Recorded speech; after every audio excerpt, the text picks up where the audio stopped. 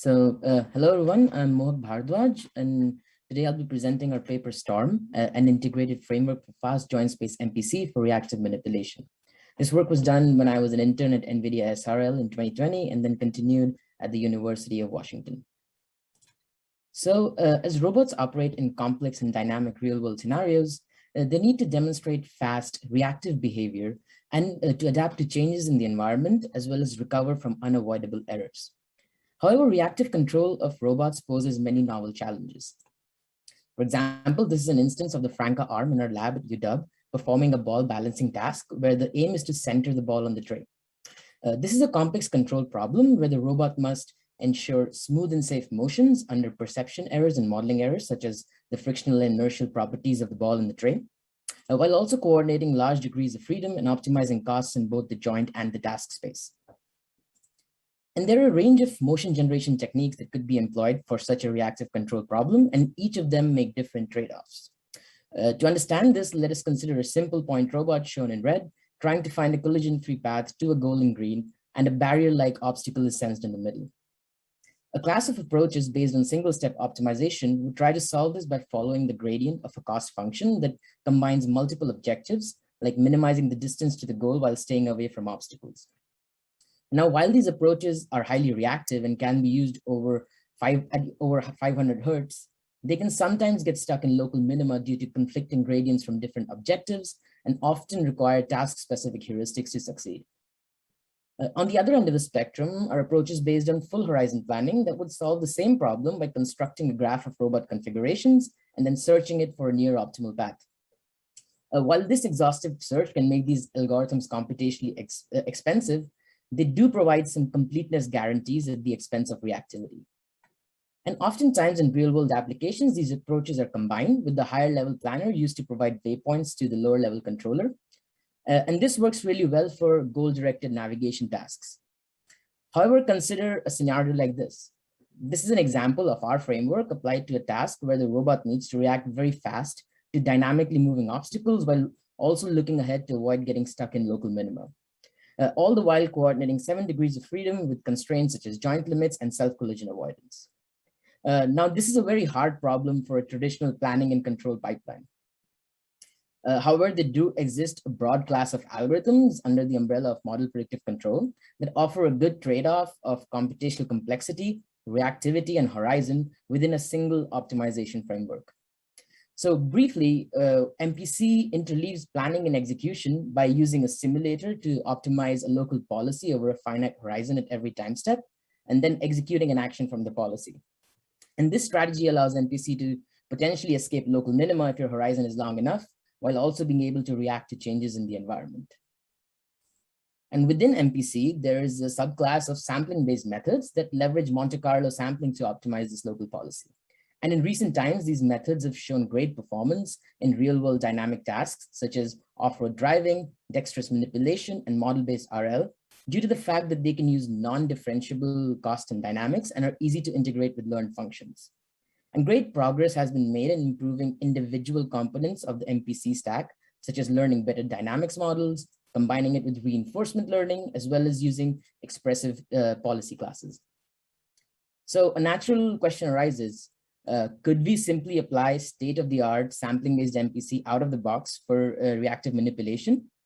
Well, we argue that while these individual components provide many benefits, integrating them together in practice poses several system-level challenges. To understand this, let us take a closer look at the overall sampling-based MPC stack. So at every time step, sampling-based techniques proceed by first sampling actions from a policy. For example, in the case of manipulators, these could be joint accelerations or velocities, and the policy could be an open loop Gaussian over them. This is then followed by rolling out our dynamics model or simulator with these actions. So in the above example, we visualize resulting end effector trajectories from these rollouts. And then these trajectories are scored according to a cost function. So here the good rollouts are in green and the bad ones that intersect with the obstacle are in red. Then we update the policy based on a sample-based gradient of the cost function to increase the likelihood of the good rollouts and decrease the bad ones. This is done for a fixed number of iterations or till convergence, and then an action from the policy is executed on the robot, and then the process repeats from the resulting next state till the robot eventually reaches the goal. So what makes reactive manipulation an especially hard domain for sampling-based MPC? Well, in practice, when we deploy these systems, several bottlenecks appear in each of the subsystems, both in terms of computational complexity and optimization.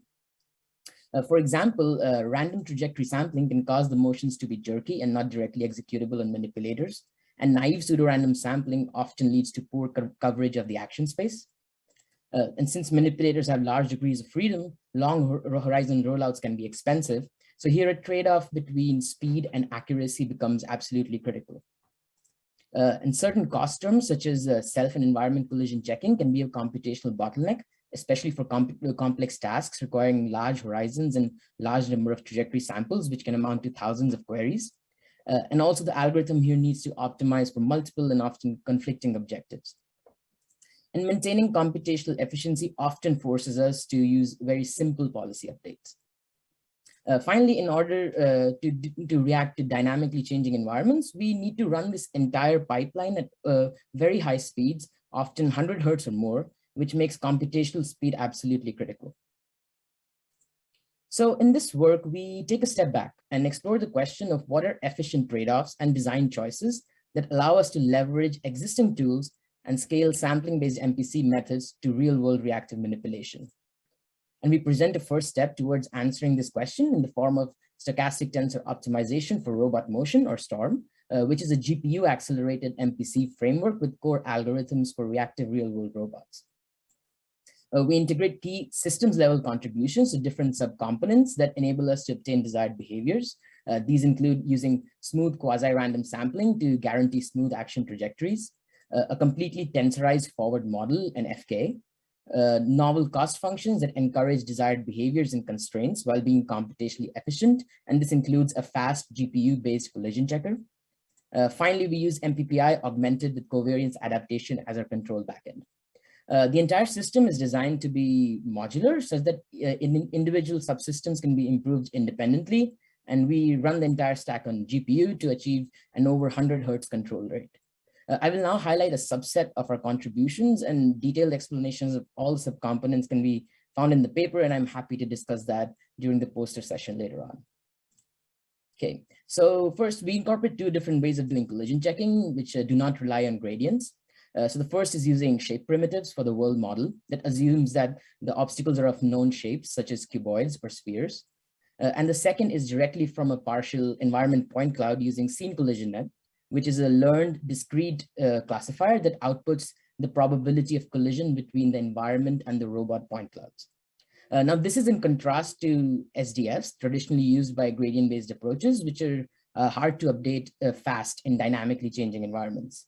And both these methods can run on the GPUs to enable fast collision checking with a large number of query points. Rolling out the dynamics is usually another computational bottleneck. So here we trade off accuracy for speed by using a completely tensorized kinematic model.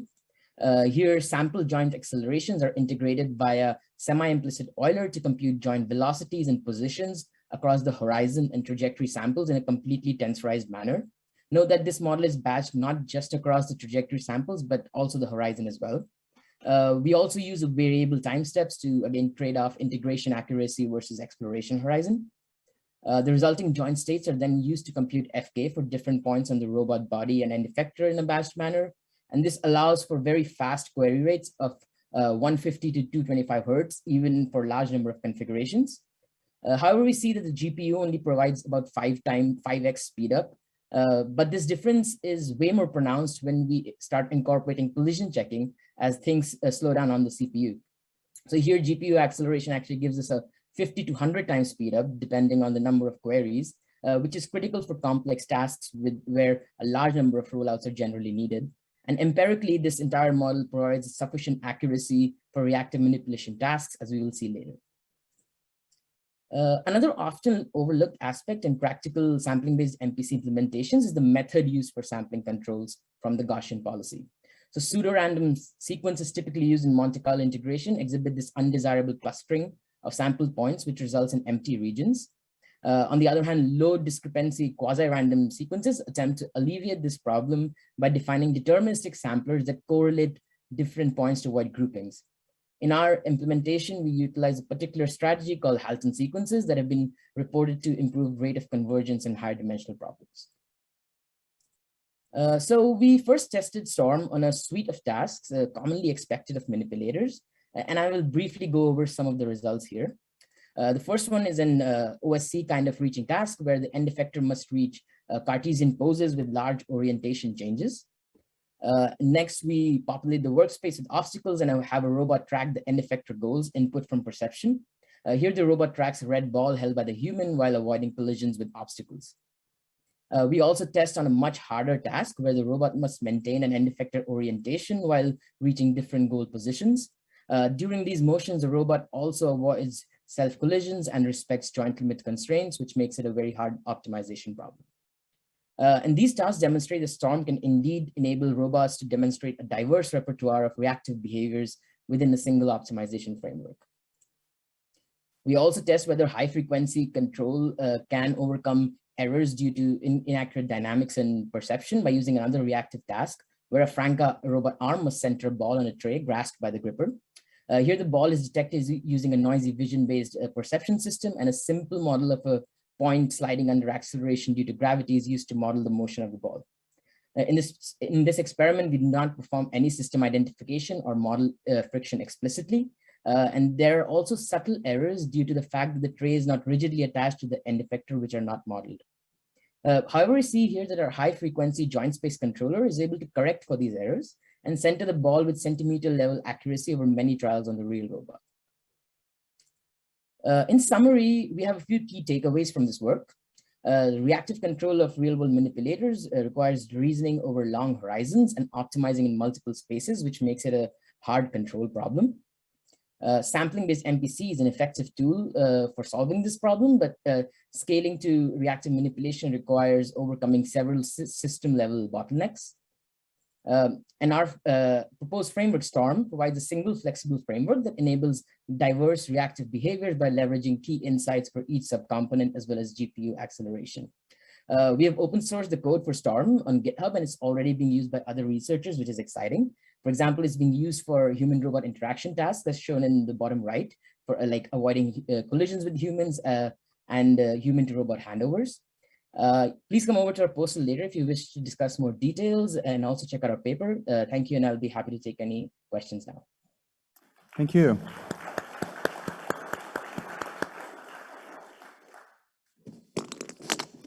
Have any questions in the audience? There's one here.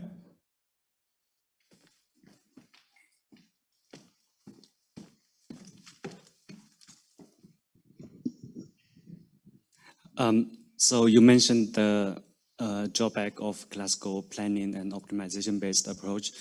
Do you have some results on comparing to this kind of method? Yeah, so we have some comparisons on pose-reaching tasks, but individually with like operational space control and like just like full horizon planning with something like OMPL. For a lot of these tasks, it's like really hard to run the planning and like planning plus control pipeline. So we don't really have many empirical comparisons on something like ball balancing or some like the human robot stuff. Okay, thanks. Okay, there's one question from the chat.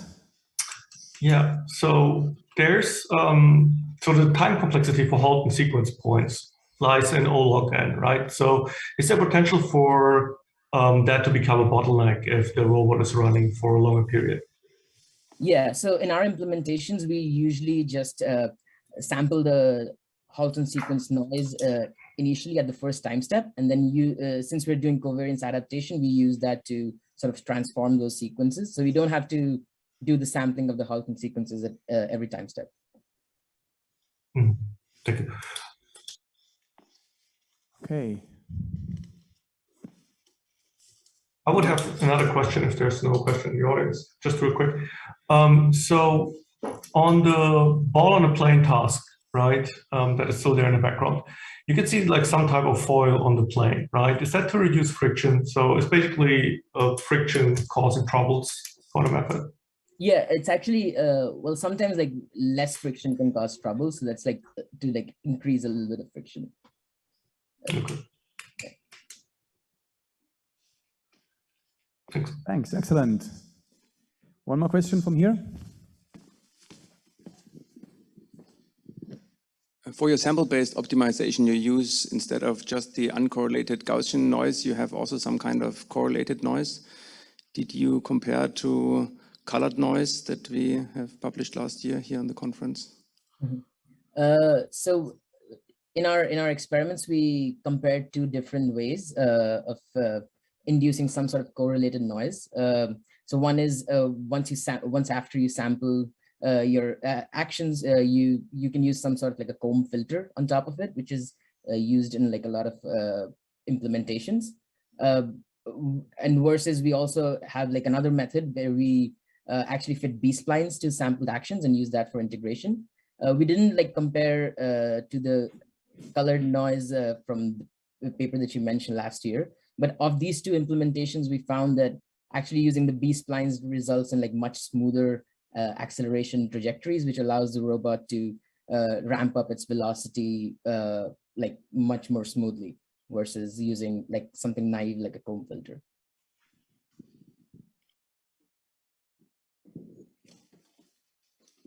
Okay, I think this concludes the session. Thank you very much again.